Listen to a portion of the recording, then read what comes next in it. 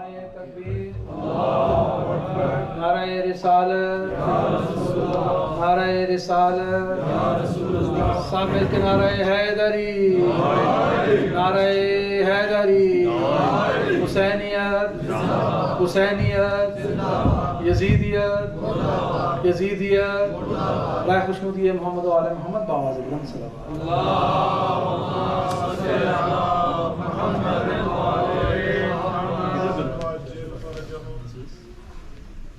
रहमल्लाहु मन क़रा अल-फ़ातिहा।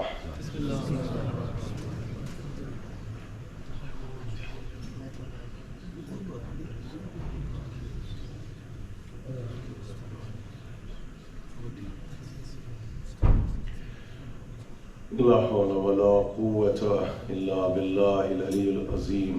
औज़ु बिल्लाहि मिनश शैतानिर रजीम। बिस्मिल्लाहिर रहमानिर रहीम। अल्हम्दुलिल्लाहि रब्बिल आलमीन वस्सलातु वस्सलामु अला सय्यिदिल अंबिया'i वल मुरसलीन सय्यिदना व नबिय्यना व शफ़ीयना बिल क़ासिम मुहम्मद। अल्लाहुम्मा सल्लि अला मुहम्मद व आले मुहम्मद व आले तय्यबीन ताहिरीन अल मासूमीन अल मज़लूमीन अल मुंतजबीन। अम्मा बाद फ़क़द क़ाल अल्लाहु तआला फ़ी किताबिहिल मुबीन वहुवा अस्दक़ुस सादिक़ीन व क़ौलुहुल हक़। माशाअल्लाह। बिस्मिल्लाहिर्रहमानिर्रहीम। फंतज़िरू इन्नी मअकुम मिनल मुंतज़िरीन। सलावत। अल्लाहुम्मा सल्लि अला मुहम्मद।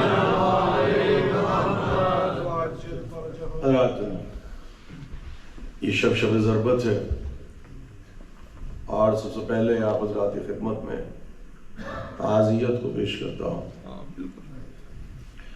और इसी के साथ साथ दुआ गो बारगाह इलाही में कि परवरदिगार आलम हमारे तमाम पढ़ने वालों को, सुनने वालों को, हौसला अफजाई फरमाने वालों को, शिरकत करने वालों को दुनिया और आखिरत में अजर अजीम अता फरमाए।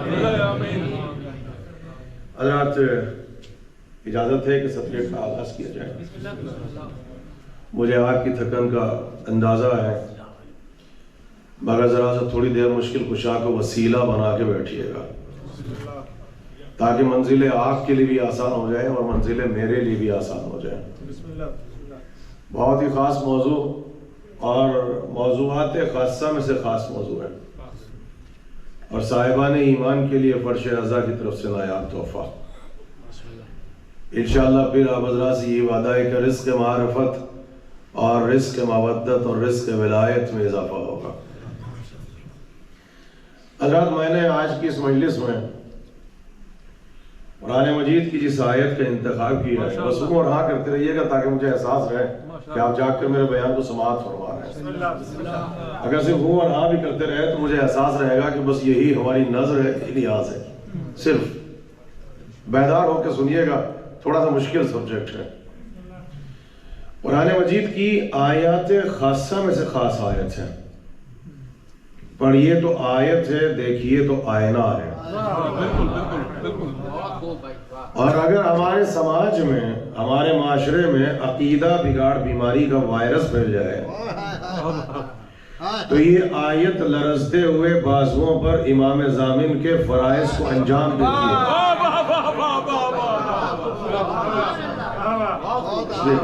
पढ़िए तो आयत है, देखिए तो आईना है।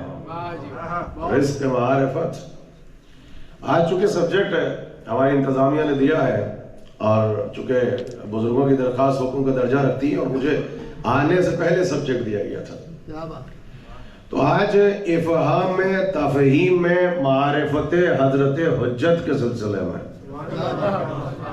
मैं अपने सब्जेक्ट को पेश करूंगा। मेरे साथ रहिएगा। और इस मजलिस में मैंने जिस आयत का इंतखाब किया, फंतज़िरू इन्नी मअकुम मिनल मुंतज़िरीन। भाई सुनिए आप, क्या आयत है, देखिए मिजाज देखिए आप, कितनी आसान आयत है। आपका खालिक आपसे कितना क्लोज हो के गुफ्तगू कर रहा है। एक मर्तबा सूरह यूनुस में और 2 मर्तबा सूरह मुबारक हूद में अल्लाह ने हर नबी से कहा कि अपनी उम्मत को दावत इंतजार दो। اللہ نے ہر نبی سے کہا کہ اپنی امت کو دعوت انتظار دو. ہر نبی نے انتظار کیا اور ہر نبی نے اپنی امت کو یہ حکم دیا کہ انتظار کرو. اس کا مطلب انتظار ایک ایسا عمل ہے جس میں امت اور نبوت دونوں برابر کے شریک ہیں. اب کس کا انتظار نبوتوں کو تھا اور کس کا انتظار ہمیں ہے یہ فیصلہ تو بعد میں ہوگا، مگر کم از کم یہ عقیدہ تو واضح ہو گیا کہ ایک ایسا عمل ہے جس میں امت اور نبوت دونوں برابر کے شریک ہے. اب اگر اچھا عمل ہے تو دونوں برابر کے شریک. اب آپ فیصلہ کیجئے. فانتظروا انی معکم من المنتظرین. ان سے کہو، عجیب جملہ آیا سنیے گا، بہت خاص سبجیکٹ ہے. دیکھیے، اور یہ اس وقت آپ کی ضرورت ہے، آپ کے بچوں کی ضرورت ہے، ہماری سوسائٹی، ہمارے سماج کی ضرورت ہے. اس سبجیکٹ کو محسوس کیجئے گا. تم بھی انتظار کرو، تمہارے ساتھ ساتھ ہم بھی انتظار کر رہے ہیں. دیکھیے، یہ ہے حکم انتظار قرآن میں، مگر اللہ نے انتظار کا حکم بعد میں دیا. انتظار کو انسان کی فطرت پہلے بنایا. یہ انتظار کرنا شیعت کا تقاضا نہیں ہے، انسان کی فطرت کا تقاضا ہے. یعنی پہلے بنایا تقاضائے فطرت، فطرت کا حصہ، اور جب تقاضائے فطرت بنایا پھر دیا حکم کہ اب تم انتظار کرو. آپ کسی بھی سماج میں چلے جاؤ، کسی بھی معاشرے میں چلے جاؤ، کسی بھی ملک میں چلے جاؤ، کسی شہر میں چلے جاؤ، کسی دیہات میں چلے جاؤ، کسی مسلک میں چلے جاؤ، کسی مت میں چلے جاؤ، کسی دھرم میں چلے جاؤ، کسی ریلیجن میں چلے جاؤ، آپ کو کسی نہ کسی نوعیت سے انتظار ملے گا. ہر انسان، مسلمان نہیں، ہر انسان اپنے مقام پہ بیٹھ کے کسی نہ کسی کا انتظار کر رہا ہے.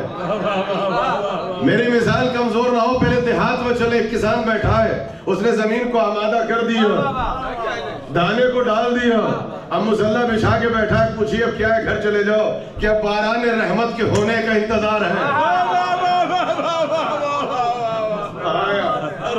کسی بھی علاقے میں چلے جائیں، یہ کسی مذہب کا مسئلہ نہیں ہے، کسی مسلک کا مسئلہ نہیں ہے، کسی دین کا مسئلہ نہیں ہے کہ ایک مسلک والا کرے دوسرے مسلک والا نہ کرے، ایک مذہب والا کرے دوسرے مذہب والا نہ کرے، ایک ملک والا کرے دوسرے ملک والا نہ کرے.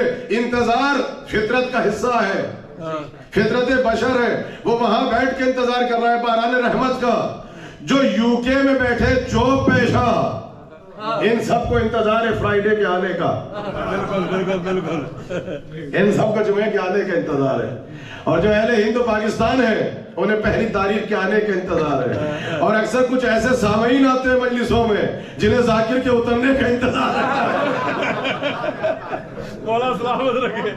آپ چلے جائیں، کسی بھی جگہ پہ چلے جائیں، بچے بڑے مضطرب رہتے ہیں، فرسٹریٹڈ رہتے ہیں. کیا ہوا؟ کہا کہ امتحان دے کے آئے تو سکون سے چادر تان کے سو جائے. کہا نہیں، اب رزلٹ کے نکلنے کا انتظار ہے. ایک دکاندار یہ جو ابھی جائیے کلنٹن کے روڈ پر رات میں 2 بجے بھی وہ دکان کھول کے بیٹھا ہے، اس کا سبب کیا ہے؟ کہ کسٹمر کے آنے کا انتظار. یہ میں نے 4 یا 5 مثالیں آپ کو دی کہ کسی بھی سماج میں جاؤ، کسی شہر میں جاؤ، کسی ملک میں جاؤ، کسی دیہات میں جاؤ، کسی نہ کسی نوعیت سے انتظار ملے گا. تو یہی ہمارا سوال ہے کہ جب دنیا کا ہر انسان اپنے مقام پہ بیٹھ کر کسی نہ کسی کا انتظار کر رہا ہے، تو اگر یہ چھوٹا سا فرقہ، چھوٹا سا طبقہ بھی اپنے مقام پہ بیٹھ کے کسی آنے والے کا انتظار کرے تو یہ انتظار کرنا بھی یہ دلیل فطرت تو ہو سکتا ہے، مخالف فطرت نہیں ہو سکتا. ایک صلوات پڑھ دینا مل کے محمد والے محمد پر.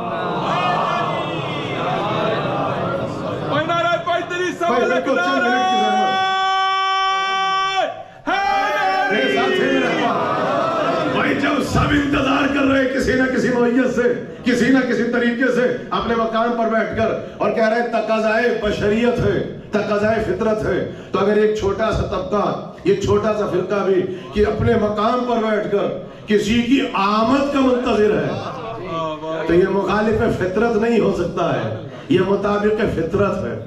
آپ سنیے، جب ہم نے کہا کہ انتظار حکم پروردگار، حکم بعد میں، تقاضائے فطرت پہلے بنایا.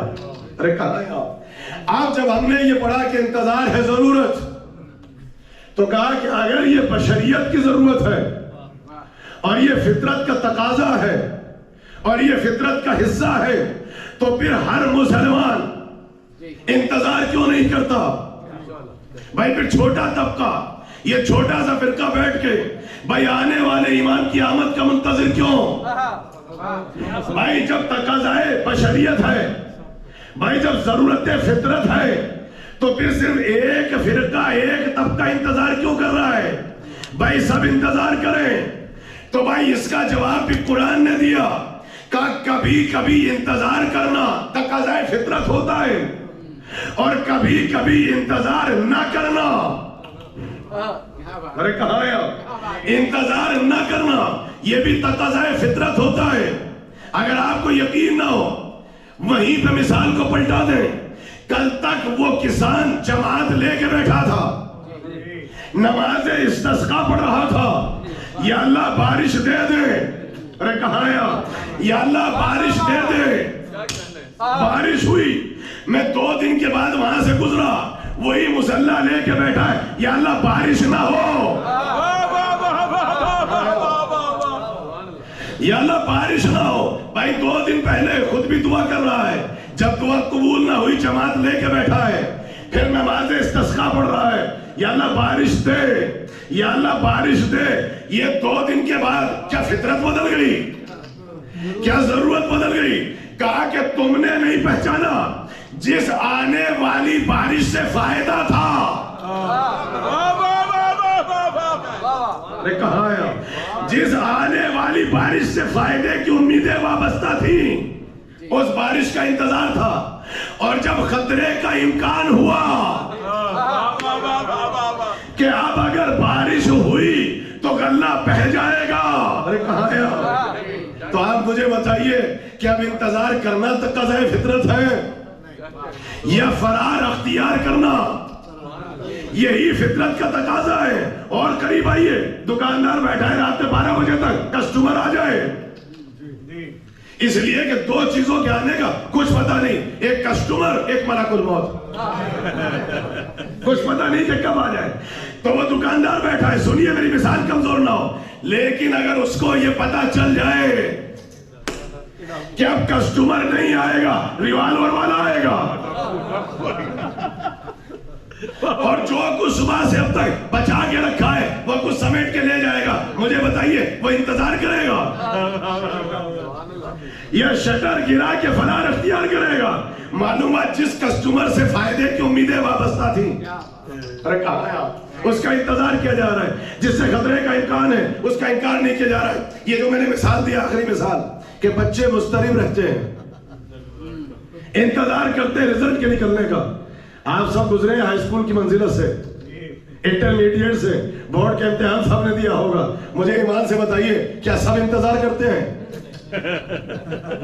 بھائی کہاں ہے آپ؟ سنیے گا، کیا سب انتظار کرتے ہیں؟ جن کو پتا ہوتا ہے، مجھے نہیں پتا کتنے سمجھیں گے، کہ جب رزلٹ نکلے گا، ارے نہیں پہنچ رہے ہیں، جن کو پتا ہے کہ جب رزلٹ نکلے گا تو نتیجہ پوزیٹیو اور مثبت ہوگا،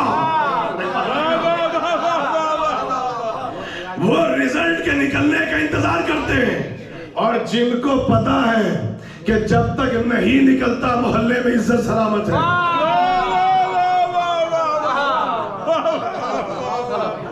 میں شاعرہ حیات تو بیٹھا ہوں، سنیے بھائی، جن کو پتا ہے کہ اگر رزلٹ نکلا تو مثبت نتیجہ ہوگا، وہ رزلٹ کے نکلنے کا انتظار کرتے ہیں.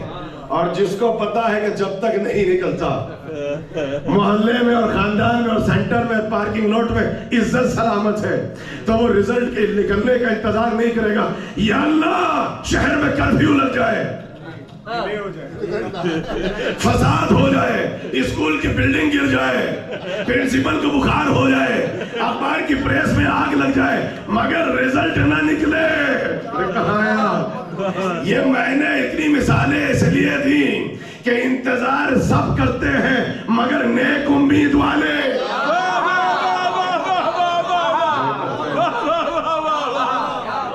انتظار سب کرتے ہیں مگر نیک امید والے خطرے والے کسی کا انتظار نہیں کرتے. اب لوگ ہم سے پوچھتے ہیں کہ آپ اکیلے انتظار کیوں کر رہے ہیں 15 شعبان میں، ہر نماز میں، ہر قنوت میں، ہر قیام میں؟ ارے کہاں پہ آپ؟ حجت خدا کا انتظار کیوں؟ مجھے یہ بتائیے کہ آپ انتظار کر رہے ہیں، باقی فرار اختیار کر رہے ہیں، اس کا سبب کیا ہے؟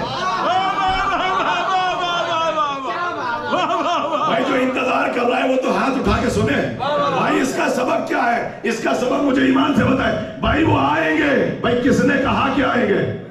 بھائی میں نے کہا کہ آئیں گے؟ کہ خدا نے کہا کہ آئیں گے؟ بھائی نبی نے بتایا کہ آئیں گے؟ تو صرف یہ بتایا کہ آئیں گے یا پرپس بھی بتایا تھا کہ کیوں آئیں گے؟ بھائی کوئی سبب بھی بتایا تو کیوں آئیں گے؟ کہ نظام عدل کو قائم کرنے، حکومت عدل کو قائم کرنے، دوسری طرف بساط ظلم و جور کو اکھاڑنے کے لیے. اب جملہ کہہ دوں، جنہیں نظام عدل میں فائدے نظر آ رہے ہیں، جنہیں نظام عدل میں فائدے نظر آ رہے ہیں کہ اگر آ گئے تو ہمیں عزت ملے گی، اگر آ گئے ہمیں شہرت ملے گی، اگر آ گئے ہمیں منصب ملے گا، اگر آ گئے ہمیں حکومت ملے گی، اگر آ گئے ہمیں ہمارا حق ملے گا، وہ انتظار کر رہے ہیں.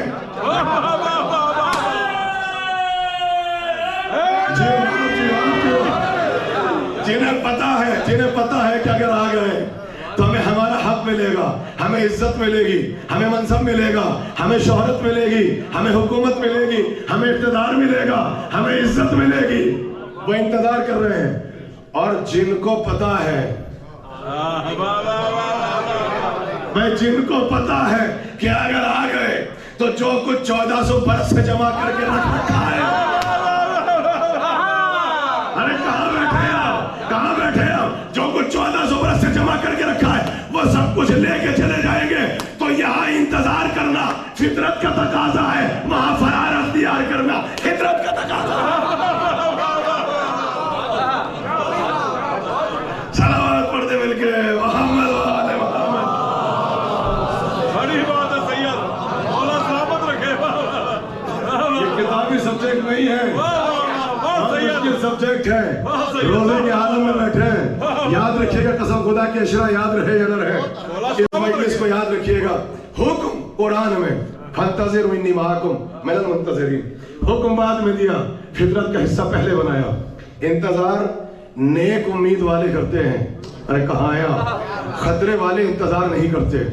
جنہیں حکومت عدل میں فائدہ نظر آ رہا ہے وہ انتظار کر رہے ہیں، جنہیں خطرہ نظر آ رہا ہے وہ فرار اختیار کر رہے ہیں. آپ سنیے یہ تیسرا نقطہ. چوتھا سنیے، آپ میرے ساتھ ہیں، قدم پر قدم پڑھ رہا ہوں تاکہ یاد رہ جائے. مجھے سے کہنے لگے 15 شعبان کو جاؤ تو عجل اللہ ظہوری کی صدا، قنوت سنو تو دعا، ان کی دعا سنو تو دعا، اٹھتے بیٹھتے حجت خدا کا انتظار. تو مسکرائے ہمیں دیکھ کے اور چھیڑنے لگے. ہم نے کہا چھیڑیے نہیں ورنہ گھر تک چھوڑیں گے نہیں. آج تو فطرت کو پڑھ کے سنا رہے ہیں. کہنے لگے یہ جو انتظار کرتے ہو، تمہارے انتظار کرنے یا نہ کرنے سے ان کی آمد یا نہ آمد پر کوئی اثر واقع ہوگا؟ کہاں ہے آپ نوجوانوں؟ بہترین تحفہ، ہر سجدے میں دعا، ہر قیام میں دعا، ہر قنوت میں اٹھتے بیٹھتے عجل اللہ ظہوری کا جو انتظار کر رہے ہو. یہ آپ کے ذہن میں بھی کوشچن پیدا ہو سکتا ہے، کیا ہمارے انتظار کرنے یا نہ کرنے سے ان کی آمد یا نہ آمد پر کوئی اثر واقع ہوگا؟ یعنی انتظار کرو حسینیہ میں تو جلد آئیں گے، انتظار کرنا تم چھوڑ دو تو ڈیلے ہو جائے گا. تو کیا ولایت آپ کی محتاج ہے؟ امامت آپ کی محتاج ہے؟ تم انتظار کرو یا نہ کرو، وقت معین ہے، وقت معین ہے، وہ تو آئیں گے. تو ہم مسکرائے کہ اپنے مطلب کا جواب مل گیا. کہنے لگے پھر ہر نماز میں دعا کیوں؟ بھائی جب آمد پر یا نہ آمد پر کوئی اثر واقع نہیں ہوگا، وقت معین ہے، ٹائم معین ہے، اللہ کو پتا ہے، امام کو پتا ہے، تو پھر کیوں انتظار؟ ارے کہاں ہیں آپ؟ ہم نے کہا کہ پھر چلنا پڑے گا وہی چچا میاں کے پاس. ارے کہاں ہیں آپ؟ وہیں چلے، وہ بتائیں گے. وہ مصلی بچھا کے بیٹھے ہیں، نماز استسقاء، یا اللہ بارش دے. کیا ویدر فورکاسٹ کو نہیں پڑھ سکتا؟ یا اللہ بارش دے. بھائی بارش کا وقت معین ہے. وقت معین ہے، آپ انتظار کرو یا نہ کرو، بارش اپنے وقت پہ ہوگی. پھر یہ انتظار کیوں کر رہا ہے؟ اور سنیں گے آپ، یہ آپ کو فرائیڈے کی آمد کا انتظار کیوں ہے؟ کیا انتظار کرو گے تو فرائیڈے بدھ کو آ جائے گا؟ میں اپنے پڑھنے کا ذمہ دار ہوں، آپ کے سمجھنے کا نہیں.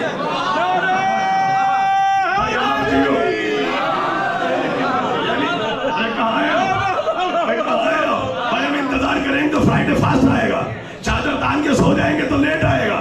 بھائی وقت معین ہے، گھنٹے معین ہے، منٹ اور سیکنڈ معین ہے. انتظار کرو یا نہ کرو. کہاں بیٹھے آپ؟ یہ بچہ پریشان ہے گھر پہ، اس سے کہو کہ بیٹا رزلٹ کے نکلنے کا وقت معین ہے. انتظار کیوں؟ کیا اس آمد یا نامد پہ کوئی اثر واقع ہوگا؟ تو جب سمجھ میں نہ آیا تو بیٹھا کھیت پہ تھا چچا. ہم نے وہی چچا میاں سے پوچھا آپ بتائیے انتظار کیوں کر رہے ہو؟ تو انہوں نے راز بتایا.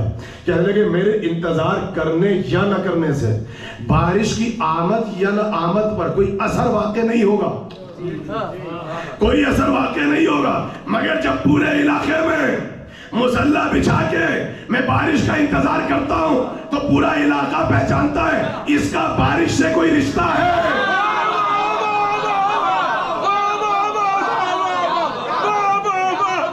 اس کا کوئی بارش ہے، اس کا بارش سے رشتہ ہے. معلوم ہے انتظار سب کرتے ہیں مگر وہی جس کا کسی سے کوئی رشتہ ہو. بھائی یہیں سے پہچان لو، اگر انتظار دلیل منقلب زمان نہیں بھی ہے تو دلیل رشتہ داری ضرور ہے. انتظار جب کرتے ہو تو ہمارے انتظار کرنے یا نہ کرنے سے ان کی آمد یا نہ آمد پر کوئی اثر واقع نہیں ہوگا. وقت معین ہے، مگر جب انتظار کرتے ہو تو دنیا پہچانتی ہے آنے والے امام سے ان کا کوئی رشتہ.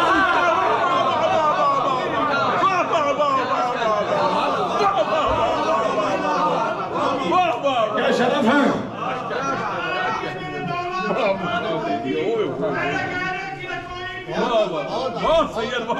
آپ جی میرے ساتھ رہیے گا. نعرہ حیدری. جب ہم انتظار کرتے ہیں چھوٹا سا طبقہ، چھوٹا سا فرقہ فرش بچھا کے سینٹر میں جب آج سب مل کے کہو گے اجی اللہ ظہوری تو کم سے کم دنیا کو پتا تو چلے گا کہ ان کا آنے والے امام سے کوئی رشتہ ہے. انتظار زحمت کا نام نہیں ہے، دلیل دوستی داری کا نام ہے. انتظار اذیت کا نام نہیں ہے، دلیل رشتہ داری کا نام ہے. انتظار کرتے چلے جاؤ، دنیا کو دلیل رشتہ داری فراہم کرتے چلے جاؤ. صلوات پڑھتے مل کے محمد والے محمد.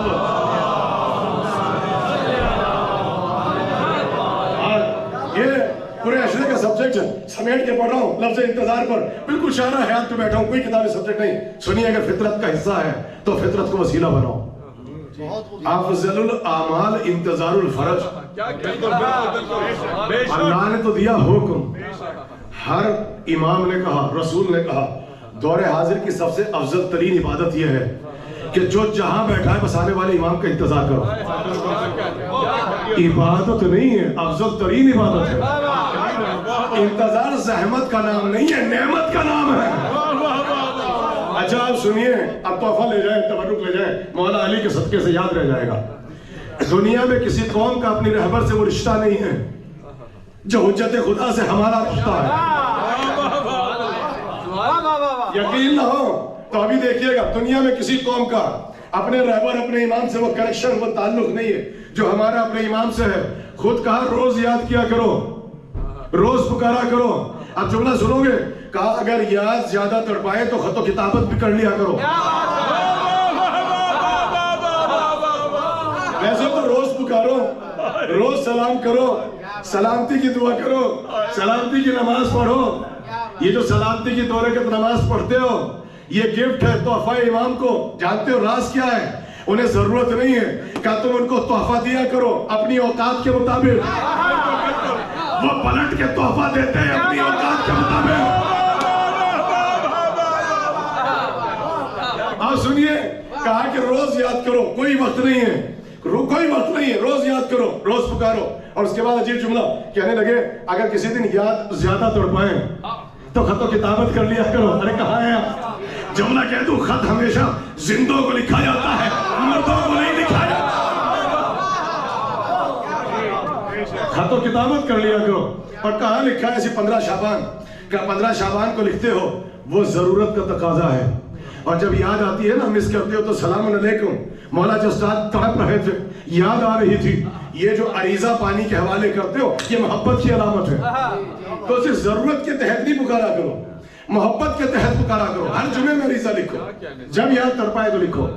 آپ جب ہم نے کہا کہ خط و کتابت کر لیا کرو تو ایک صاحب نے پکڑ لیا کہ اللہ کہ وہ ہم نے یہ سنا ہے کہ آپ اپنے مولا کو خط لکھتے ہو. ہم نے کہا لکھتے ہیں. کہ اللہ کے خط کا جواب بھی آتا ہے. ہم نے کہا میاں خط تو آپ نے بھی لکھے ہوں گے، پرابلم یہ ہے آپ کے خط کا جواب ہی نہیں آتا.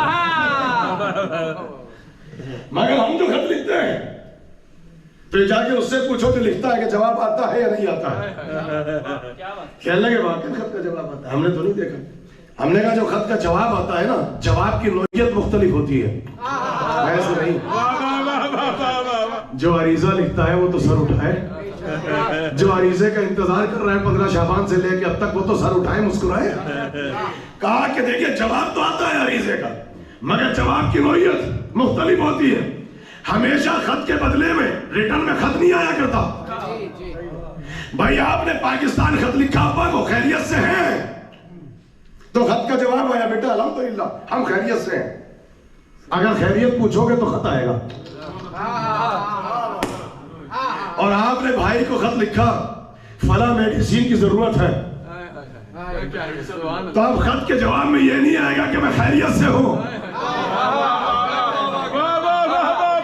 اگر دوا مانگی ہے تو دوا آئے گی، وہاں سے موبائل منگوائے تو موبائل آئے گا، وہاں سے کالے کپڑے منگائے تو کالے کپڑے آئیں گے. اب یہیں سے پہچان لو ہم بھی جو اپنے امام کو خط لکھتے ہیں وہ خیریت کے لیے نہیں لکھتے. کہا خیریت کے لیے کیوں نہیں لکھتے؟ ہم نے کہا ہم نہیں لکھیں گے. چاند کا نکلنا بتاتا ہے امام خیریت سے ہے، فرشتوں کا آنا بتاتا ہے امام خیریت سے ہے، رزق کا ملنا بتاتا ہے امام خیریت سے ہے، زندگی کا ملنا بتاتا ہے امام خیریت سے ہے، ہواؤں کا چلنا بتاتا ہے امام خیریت سے ہے. ارے کہاں پہ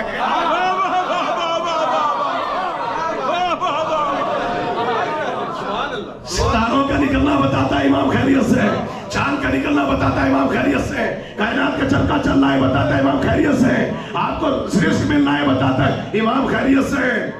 تو پھر جواب آتا کیسے؟ تمناؤں کی صورت میں عریضہ جاتا ہے، مرادیں قبول ہونے کی شکل میں جواب عریضہ.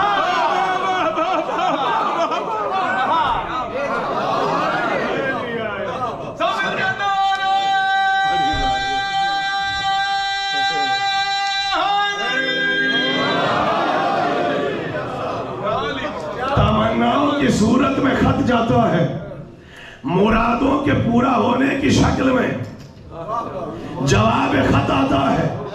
اور اگر یقین نہ ہو تو جن کو جواب ملا ہے وہ ہاتھ اٹھائیں. پچھلے سال جاب لیس ہے، 15 شعبان کو عریضہ لکھا، بولا جاب دے دو. کچھ دنوں کے بعد جاب ملی، جاب نہیں ہے جواب عریضہ ہے. مولا گھر پہ علم لگائے تو علمدار بھی دو. بیٹا پیدا ہوا، بیٹا نہیں ہے جواب عریضہ ہے. مولا بیمار تھا، شفا دے دو، اب کو شفا ملی ہے خیریت سے بیٹھے ہو، یہ خیریت نہیں جواب عریضہ ہے.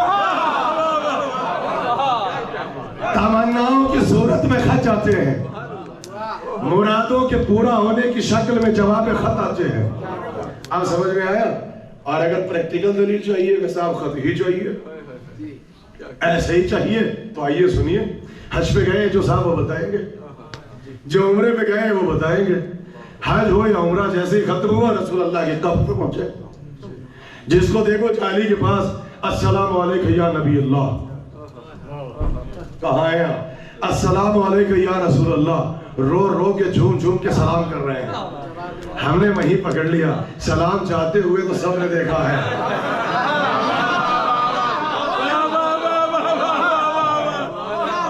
بھائی سلام چاہتے ہوئے سب نے دیکھا، جواب سلام آتے ہوئے کسی نے نہیں دیکھا.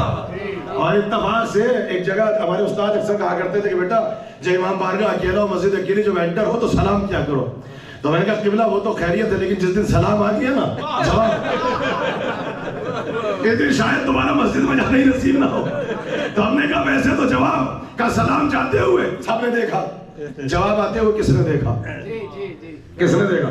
اچھا سلام کا کرنا تو سنت ہے، مستحب ہے، جواب سلام تو واجب ہے.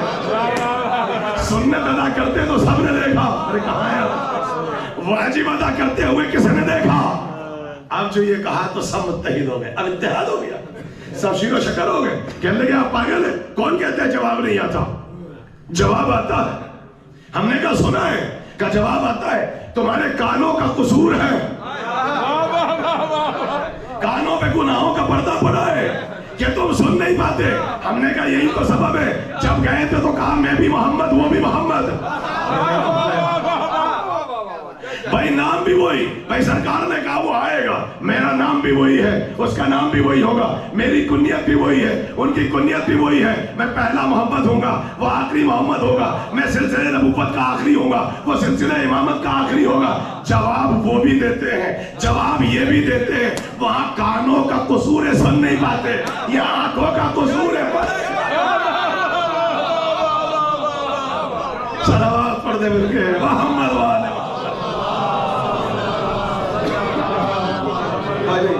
اتنی ہلکی صلوات پڑھیں گے تو پھر نہیں پڑھیے گا.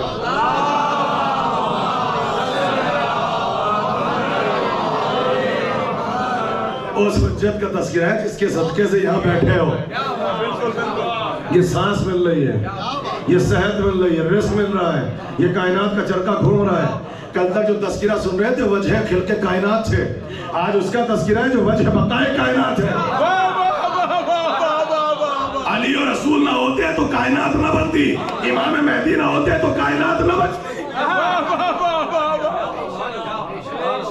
اس کا تذکرہ ہے جو وجہ بقائے کائنات ہے. تو ذرا سر اٹھا کے پراؤڈ کے ساتھ اس تذکرے کو سنیں. وہ بھی آج کی شام میں کیا کہنا آپ سنیے. کہنے لگے ہم نے تو یہ بھی دیکھا ہے کہ تم تو جب عریضہ لکھتے ہو تو پانی میں ڈال دیتے ہو. پانی میں تمہارے امام کو خیریت سے ملتا ہے؟ ہم نے کہا کہ امام کی دشمنی میں قرآن پڑھنا بھول گئے. ہم سے کیوں پوچھتے ہو کہ خیریت سے ملتا ہے یا نہیں؟ جب مادر موسیٰ نے موسیٰ کو پانی میں ڈالا تھا تو بتاؤ صحیح و سلامت ماں کو ملے یا نہیں ملے؟ تو جیسے موسیٰ ملے تھے ویسے فقر موسیٰ کو عریضہ ملتا ہے. تو پھر سنیے، انتظار دلیل فطرت، حکم بعد میں، فطرت کا حصہ پہلے. سب کرتے ہیں مگر نیک امید والے، خطرے والے انتظار نہیں کرتے. تیسرا نقطہ، چوتھا نقطہ کیا تھا کہ انتظار کرنے یا نہ کرنے سے ان کی آمد یا نہ آمد پر کوئی اثر واقع نہیں ہوتا. جب انتظار کرتے ہو دنیا کو پتہ چلتا ہے کہ آنے والے امام سے تمہارا رشتہ ہے. اب پانچواں نقطہ سنو، پانچواں نقطہ سنیں آپ. ابھی میں 9:40 پہ داخل ہوا یہاں پر. جیسے ہی میں داخل ہوا تو ایک سلام، دوسرا سلام، تیسرا سلام. کسی نے ہمارے پروگرام ڈائریکٹر سے کہا کہ ہم یہاں ختم کرو، زیارت پڑھ کے مجلس کو، مولانا نہیں آئیں گے، زیارت پڑھاؤ، اعمال شروع کرو. جب انتظامیہ تک یہ بات پہنچی تو کہنے لگے نہیں ہم تو انتظار کریں گے، ہم تو انتظار کریں گے. کہا کہ وہ نہیں آئیں گے، زیارت پڑھاؤ، اعمال شروع کرو، مولانا نہیں آئیں گے. تو انتظامیہ نے اٹھ کے یہ کہا کہ نہیں، ہم سے وعدہ کیا تھا، ہم سے وعدہ کیا تھا تو ہم آئیں گے. اب انتظار کرنا شرافت کا تقاضا ہے. ہو سکتا ہے کہ جو نہیں آئے ابھی تک کوئی مسئلہ ہے، تو کوئی حکمت ہو، کوئی مسئلہ ہو، طبیعت ناساز ہو، ٹریفک ہو، آ رہے ہو، راستے میں ہو. مگر جب وعدہ کیا ہے تو انتظار کریں گے. لیکن اگر انتظامیہ کو پکا ایکسپیرینس ہو کہ یہ سال میں 10 پردہ وعدہ کرتے رہتے کبھی بھی نہیں. اب آپ مجھے بتائیے کہ آپ میرا انتظار کریں گے؟ اب آپ انتظار نہیں کریں گے, زیارت پڑھا کے تبرک بانٹ دیں گے. آپ نہیں پہنچے, معلوم ہے انتظار سب کرتے ہیں مگر وہیں جہاں اعتبار ہو.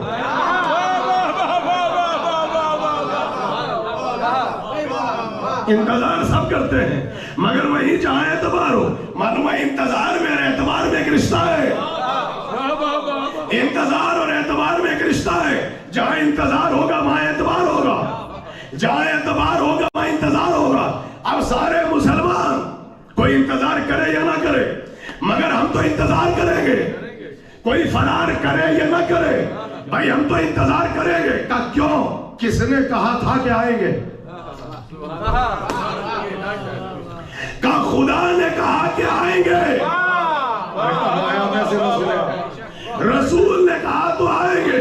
تو جملہ سنو, جنہیں وعدے خدا پہ اعتبار ہے, جنہیں وعدے رسول پہ اعتبار ہے وہ انتظار کر رہے ہیں, اور جنہیں نہ وعدے خدا پہ اعتبار نہ وعدے رسول پہ اعتبار, وہ انتظار کی دعا کیسے کر سکتے ہیں؟ یہ وعدہ دعویٰ ہمارا نہیں ہے کہ وہ آئیں گے, یہ دعویٰ نہیں ہے, وعدہ ہے. کہاں ہے آپ؟ یہ مولانا اصغر مہدی کا دعویٰ نہیں ہے, کسی کا کسی سے وعدہ ہے. یہ بالکل وہی معاملہ ہے کہ آنسوؤں پہ جنت ملے گی. جتنا زور لگا لو کہ آنسو کتنے ایسے کیسے وزنی ہو گئے کہ جنت ملے گی, ہم نے کب کہا کہ آپ کو ملے گی؟ ہم نے اپنے لیے کہا ہے آنسوؤں پہ جنت ملے گی. بھائی یہ تو ہمارا مسئلہ ہے نا, ملے گی. کہا اتنے وزنی, ہم نے کہا دعویٰ نہیں ہے, کسی کا کسی سے وعدہ ہے. یہ کم اصغر مہدی نے کہا دعویٰ نہیں ہے, کسی کا کسی سے وعدہ ہے.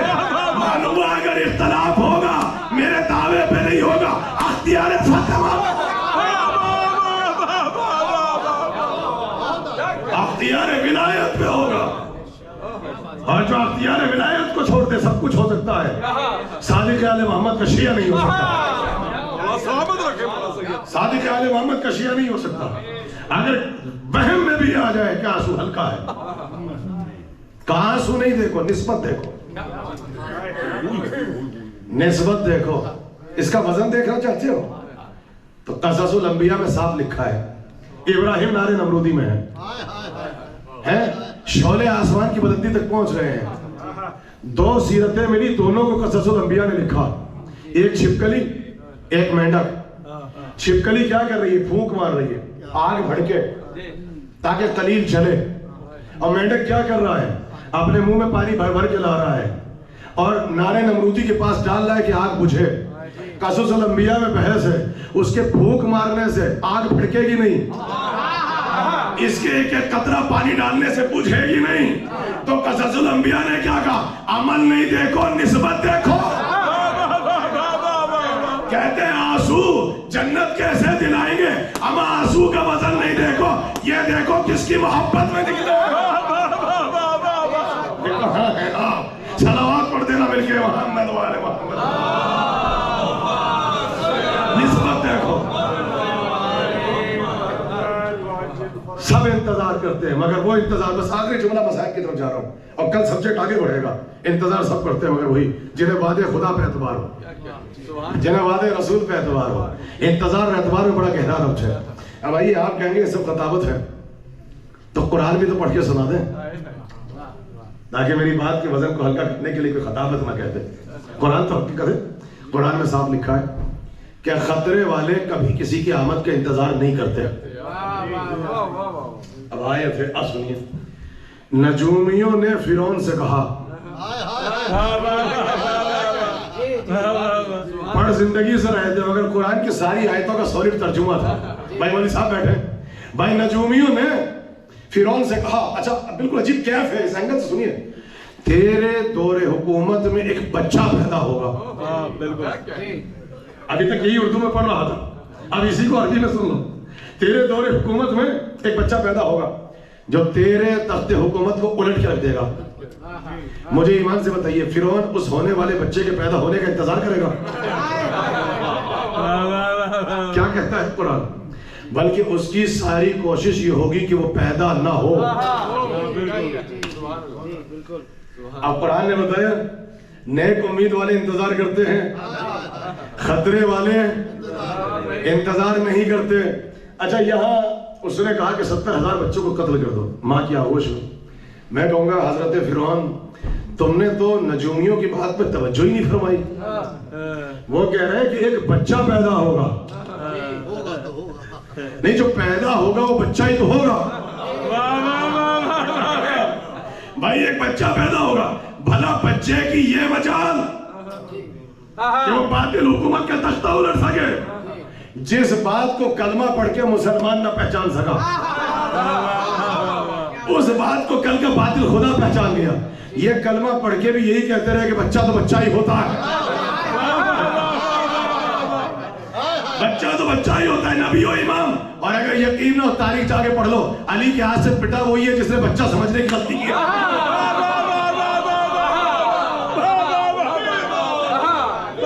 جس بات کو یہ کلمہ پڑھ کے نہ سمجھ سکے، کل کے باطل خدا نے کافر ہو کے باطل ہو کے پہچان لیا، کہا کہ نہیں ہے بچہ، مگر یہاں والے بچوں کا انداز اور ہوتا ہے،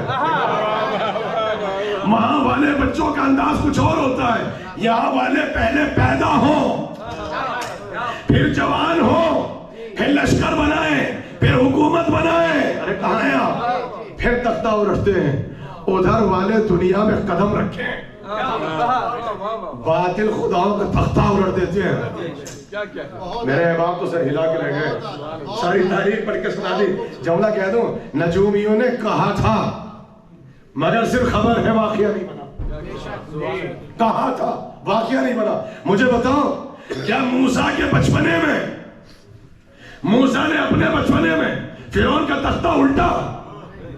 نہیں الٹا، لیکن قرآن نے کہا کہ بچہ، نجومیوں نے کہا، مگر ہم نے دیکھا ادھر 13 رجب کو علی نے خانے خدا میں قدم رکھا اور ہم نے باطل خداؤں کا تختہ الٹتے ہوئے دیکھا۔ علی نے باطل خداؤں کا تختہ الٹ کے بتایا کہ جب باپ باطل خدا کا تختہ الٹ سکتا ہے تو اس کا بیٹا باطل امتوں کا تختہ کیوں نہیں؟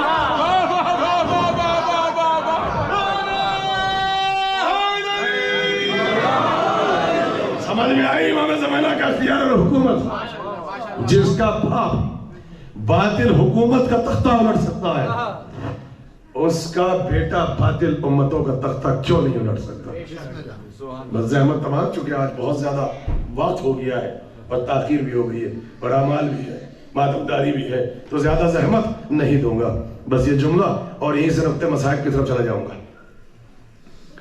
موسیٰ آ گئے دربار میں، بھائی فقرے موسیٰ تک پہنچنا ہے نا، دربار میں آ گئے، دیکھا تو تب کہنے لگا اچھا ہمارے دربار میں رہے، یہاں پلے یہاں بڑھے، رہبر آنکھوں کے سامنے رہا، دیکھنے والوں کی آنکھوں پہ پردہ پڑا رہا۔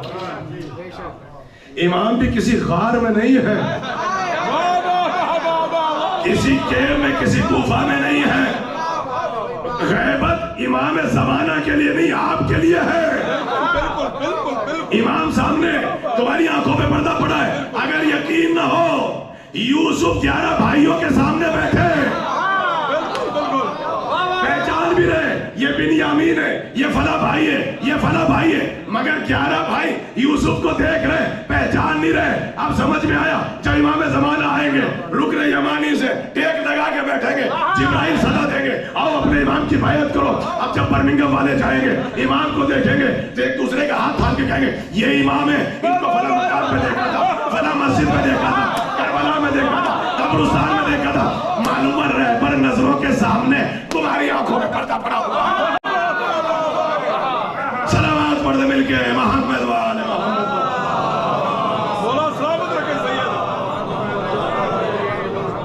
امام آپ کے ساتھ ہے، الحجت قبل الخلق والحجت بعد الخلق والحجت مع الخلق۔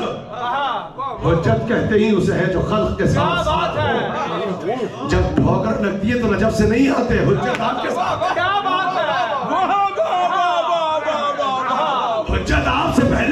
حجت آپ کے بعد میں بھی ہے، کسی کیب میں نہیں ہے، کسی غار میں نہیں ہے، آپ کے درمیان آپ سب کو دیکھ رہے ہیں۔ اس لیے کہا کہ جب مجلس میں آ کے بیٹھا کرو، ہر خطیب نے کہا، عالم نے کہا، ایک ہی راستہ ہے، کہا بس یہ سوچ کے بیٹھا کرو، نہ جانے کس کے پہلو میں کون بیٹھا۔ اگر یہ تصور پیدا ہو جائے تو سارے معاملات حل ہو جائیں۔ بالکل، نہ جانے کس کے پہلو میں کون بیٹھا ہے۔ جب آئیں گے امام تو سب پہچانوں گے، کہا ہم نے 19 رمضان دیکھا تھا، ہم نے جلوس میں دیکھا تھا، ہم نے صفا اور مروہ میں دیکھا تھا، ہم نے منزل اعراف میں دیکھا تھا، ہم نے فلاں جگہ پہ دیکھا تھا، سب دیکھتے ہیں۔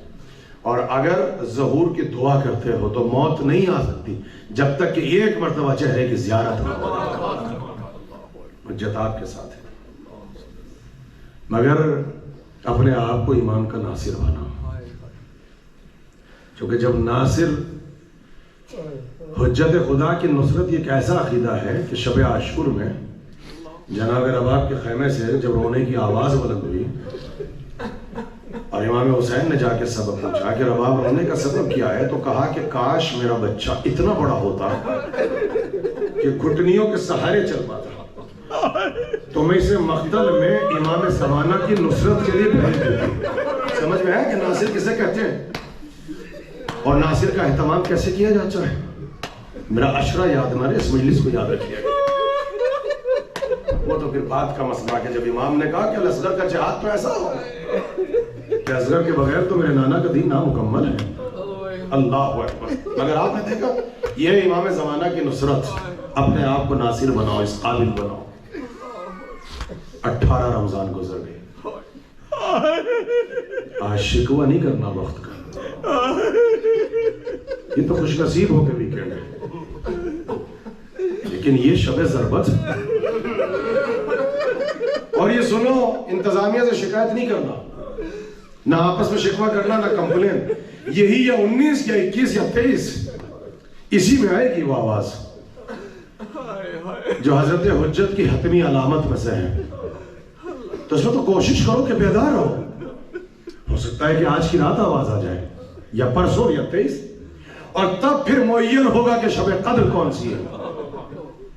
تو بہت بڑی علامت ہے یہ سونے کی شب کوئی، یہ تو شب عزا ہے، یہ تو شب کریا ہے۔ اعمال کے بعد بھی سونا کوئی، یہ بیدار رہنا ہے، عزاداری کرتے رہیں، روتے رہیں، لال کی تسبیح پڑھتے رہیں۔ آج سب سے بڑی عبادت یہی ہے کہ ابن ملجم پہ لعنت کرتے رہیں۔ 40 ہجری مسجد کوفہ، میں پڑھتا پڑھتا تھک جاؤں، مگر ہمارے گلے اور سینے تھک سکتے ہیں، ہماری محبتیں تو نہیں تھک سکتے۔ تصور کرتے مسجد کوفہ تک میں آپ کو پہنچا دوں گا۔ ہاں ایسے رہو جیسے آج زینب ام کلثوم روئی ہو گئی، جیسے علی کے سارے بیٹوں نے آج ماتم کیا ہوگا، ایسے ماتم کرو۔ آج بھی ماتم ہے، ماتم کرنے والوں میں ایک بیٹا آج وہ بھی ماتم کر رہا ہوگا جس کے دونوں ہاتھ کٹے ہوئے ہیں۔ اللہ اکبر۔ آج جب ماتم کرو گے کوئی تماچے تو نہیں لگائے گا، کوئی درے تو نہیں لگائے گا، کوئی بندشیں تو نہیں لگائے گا۔ جانتے ہو علی کو اپنی بیٹیوں سے کتنی محبت تھی؟ 36 ہجری آ گئی، علی مسجد کوفہ میں ہے، پہلا خطبہ ختم ہوا، امام حسن کو بلا لیا، بیٹا حسن مجھے میری بیٹیاں بہت یاد آ رہی ہیں۔ بیٹیاں ویسے بھی باپ سے بہت نزدیک ہوتی ہیں۔ کہا بیٹا مجھے میری بیٹیاں بہت یاد آ رہی ہیں، حسن مدینے جاؤ، میری بیٹیوں کو کوفے لے آؤ 36 ہجری۔ اور جب حسن چلے تو کہا حسین تم بھی جاؤ، عباس تم بھی جاؤ، محمد حنفیہ تم بھی جاؤ۔ مگر حسن جب زینب کو لے کر آنا تو سواری کو دروازے پہ ٹھہرائے رکھنا، شہر کوفہ میں جب داخل کرنا تو رات ہونے کا انتظار کرنا۔ رونا نہ ہے تو ماتم کرو، سر کا ماتم کرو، چہرے کا ماتم کرو، امیر المومنین کے سر پہ ضربت لگی ہے بھائی۔ آج کی شب مسائب پڑھے نہیں جاتے، تصور کیا جاتا ہے۔ اللہ اکبر۔ 36 ہجری کا کوفہ ہے، حسن مجتبیٰ چلے گئے، بیٹیاں بے قرار ہیں۔ جب پتہ چلا تو بیٹیاں خوش ہو گئی، اچھا بابا کے ساتھ عید ہوگی۔ اللہ اکبر، کیا حضرت ہے، اس خاندان میں بھی ایک سے بڑھ کے ایک عید آئی ہے۔ سامان سفر تیار ہوا، بچیاں بڑی خوش ہیں، بابا نے بلایا ہے, بھائیوں کو بھیجا ہے, جوانان بنی ہاشم آئے ہیں, سواریاں تیار ہوئی, بڑی عزت سے سواریاں چلی. مدینے سے قافلہ چلا تو رات کا وقت تھا. کہتے کوفے کے دروازے پہ پہنچے تو شام ہو چکی تھی. حسن مجتبیٰ کو بابا کی وصیت یاد تھی. قافلے کو ٹھہرایا, عباس یہاں پہ ٹھہرو, حسین یہاں پہ ٹھہرو, محمد حنفیہ یہاں پہ ٹھہرو. ایک مرتبہ حسن مجتبیٰ مسجد میں پہنچے, بابا زینب آ گئی, بابا ام کلثوم آ گئی, بابا میں بہنوں کو لے کے آ گیا. کہتے ہیں کہ جو علی کی محبت کی انتہا تھی, جو تصور تھا, جو کیفیت تھی, میرے پاس وہ الفاظ نہیں ہے. کہتے ہیں علی اٹھے اور ایک مرتبہ کہنے لگے حسن زینب کے استقبال کو میں خود چلوں گا.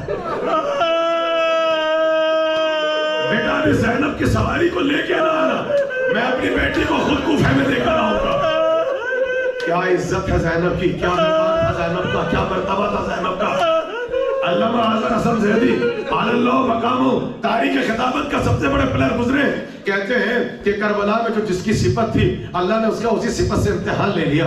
حسین کو پیاس بہت لگتی تھی, اللہ نے پیاس سے امتحان لیا.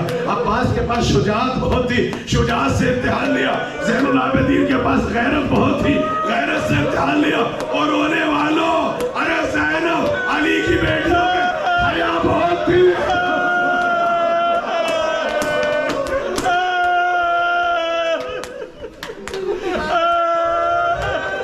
علی کی بیٹیوں میں حیا بہت تھی, حیا سے امتحان لیا. بچیاں بے قرار ہیں, بابا آ رہے ہیں. کہتے جب پہنچے تو کیفیت یہ تھی کہ جس سواری پہ شہزادی سوار تھی, معیار ناکا کو باپ نے سنبھال لیا, ایسے تھام لیا. آگے آگے علی ہے, پیچھے پیچھے زینب کی سواری ہے. چونکہ مولا نے اپنے صحابہ سے کہا تھا آج میری بیٹیاں آ رہی ہیں, دیکھو رات میں نماز عشاء کے بعد گھر سے نہ نکلنا, دیکھو کھڑکی اور دروازوں کو بند کر لینا, اپنے چراغوں کو بجھا لینا, آج اولاد رسول آ رہی ہے. فاطمہ کی بیٹی پہلی مرتبہ کوفے آ رہی ہے. علی کی حکومت ہے, علی خلیفہ ہے, علی حاکم ہے, ادھر حکم آ چکا ہے. کوفے میں سناٹا ہے, کرفیو لگا ہوا ہے, چراغ بجھے ہوئے ہیں, دروازے بند ہیں. ایک مرتبہ علی آگے بڑھے, پیچھے پیچھے سواری ہے, کچھ آگے بڑھے ہوں گے. کوفے کے دروازے پہ گئے, کہا زینب ذرا پردہ ہٹاؤ. بیٹی نے پردہ ہٹایا. زینب پہچان لو یہ کوفے کا پہلا دروازہ ہے, جو جہاں بیٹھا ہے تمہیں خدا ہے اس خدل کا وہاں. میں نے اسی لیے امام زمانہ کو پڑھا, امام زمانہ کو پرسا دینا ہے, ماتم کرتے رہو. زینب پہچان لو یہ کوفے کا دروازہ ہے. آگے بڑھے زینب یہ کوفے کا چوک ہے. بیٹی کہتی ہے بھیا حسن میرے بازوؤں میں درد ہو رہا ہے, بھیا میرے دل میں درد ہو رہا ہے. یہ بابا کیا یاد دلا رہے. ایک مرتبہ کہنے لگے حسن بہن سے کہو پہچانو یہ بازار کوفہ ہے. اور ایک مرتبہ ایک جگہ سواری گئی, کہنے لگے یہ دارالامانہ ہے, یہ حاکم کا محل ہے, یہ مسجد کوفہ ہے. ایک مرتبہ بیٹی نے رو کے کہا بابا یہ سب محمد حنفیہ کو دکھائیے, عباس کو دکھائیے, حسین کو دکھائیے. بابا بیٹیوں کو مسجد کوفہ کا دروازہ, کوفے کا صدر دروازہ کیوں دکھائے. کہا زینب یہ 36 ہجری ہے, ابھی 61 ہجری آئے گی, یہی کوفہ ہوگا, یہی چوک ہوگا, یہی بازار ہوگا, یہی دروازہ ہوگا. منادی کی آواز ہوگی, ہاتھوں میں پتھر ہوں گے, بازوؤں میں رسن ہوگی, کھلے ہوئے بال ہوں گے. تھک گئے نا روتے روتے سے بیٹھے تھے نا, ذرا 1 یا 2 منٹ کی زحمت ہوا, پھر کل مسائل پڑھ دوں گا. آج ہمارے اساتذہ کا طریقہ ہے کہ آج 36 ہجری میں زینب کی آمد کو پڑھا جاتا ہے ضربت سے پہلے. اللہ اکبر. آگ ہی شہزادی, آگ ہی ام کلثوم, مگر کیسی عید آئی کہ بابا کے ساتھ عید کریں گے. بابا کے ساتھ عید کریں گے. علی بیٹیوں کو بہت چاہتے تھے. حذیفہ یمانی کہتے ہیں عجیب جملہ کہ پہلی رمضان سے لے کے 13 رمضان ہو گئی, ہر سال علی نصیحتیں کرتے تھے, وصیتیں فرماتے تھے, وعظ کیا کرتے تھے. آج مسلسل وصیتیں فرما رہے ہیں, ہر خطبے میں موت کا تذکرہ ہے. ایک مرتبہ صحابہ تڑپنے لگے, مولا ہمارے بازو میں درد ہوتا ہے. آپ کے خطبے کا انداز بدل گیا, کہنے لگے مجھ سے میرے بھائی رسول نے کہا تھا شاید وہ بہت قریب آ چکا ہے, یا علی آپ کے خون سے آپ کی داڑھی سرخ ہو جائے گی. 13 رمضان ہو گئی, یہاں تک کہ 14, 15, 18 رمضان گزری. علی نے اپنے بچوں سے کہا کہ آج کا افطار میں اپنی بیٹیوں کے ساتھ کروں گا, کبھی اس بیٹی کے ساتھ, کبھی اس بیٹی کے ساتھ. ام کلثوم نے گھر پہ اہتمام کیا. فاطمہ زہرا کی چھوٹی بیٹی, زینب صغریٰ, زینب کبریٰ کی چھوٹی بہن, علی بہت محبت کرتے تھے. زہرا نے بڑی وصیتیں فرمائی کہ وقت شہادت زینب سے میری ام کلثوم کا خیال رکھنا. حسین میری ام کلثوم بہت چھوٹی ہے, خیال رکھنا. اللہ اکبر. جب بیٹی کو پتا چلا بابا آ رہے ہیں, کتنا اہتمام کیا ہوگا, کیا انتظام کیا ہوگا. کبھی مصلی لگاتی ہے, کبھی وضو کا پانی رکھتی ہے, کبھی بابا کے لیے دسترخوان بچھاتی ہے. نماز کا وقت ہوا, نماز پڑھی, ایک مرتبہ افطار رکھا گیا. علی نے سر اٹھا کے دیکھا, ایک نان کی روٹی رکھی ہے, تھوڑا سا نمک بھی رکھا ہے, پانی بھی رکھا ہے. بیٹی نے باپ کا چہرہ دیکھا, ایک پیالے میں دودھ لا کے رکھا. باپ نے حسرت سے سر اٹھا کے بیٹی کو دیکھا. ام کلثوم کیا بابا کا مزاج بھول گئے؟ ہم ایک وقت میں 2 غذا استعمال نہیں کرتے. بیٹا شیر اٹھا لو, بیٹا ہم نمک اور پانی سے افطار کر لیں گے. بہت تیزی کے ساتھ, وقت نہیں بچا. اللہ اکبر. افطار ہوا. اب ام کلثوم ہی روایت کرتی ہے, رات گزرنے لگی, مصلی پہ جاتے ہیں, کبھی سجدے میں ہیں, کبھی صحن خانہ میں جاتے ہیں, کبھی آسمان کو دیکھتے ہیں, کہتے ہیں ہاں یہ وہی رات ہے, ہاں یہ وہی رات ہے. بیٹی تڑپ کے کہتی ہے بابا یہ کون سی رات ہے؟ کہا اس رات کے لیے تمہارے نانا نے مجھے وصیت کی تھی. بیٹا بابا کی داڑھی خون سے تر ہوگی, خون سے سرخ ہوگی. کہا بابا پھر مسجد میں نہ جائیں, ارے گھر پہ نماز پڑھ لیں. کہا نہیں, یہ مجھ سے میرے بھائی میرے برادر رسول کا وعدہ ہے. آسمان کو دیکھا, چلنے لگے. صبح کی نماز سے بہت وقت پہلے گھر سے نکلے, اور جب دیکھا ایک مرتبہ بڑی حسرت سے بچیوں کو دیکھا. خدا حافظ کہا, بچیوں کو سلامت رکھیں, یہ علی کی ملاقات ہو رہی ہے, بس یہ وقت قریب آ چکا ہے, یہ پھر آپ اعمال کی طرف چلیں گے, بالکل قریب کا وقت آ رہا ہے. کہتے ہیں اب جو گئے تو علی نے مرغابیاں پال رکھی تھی, آ کے علی کے قدموں سے لپٹ گئے, چیخنا شروع کر دیا. اب آ کے دامن سے لپٹ گئی.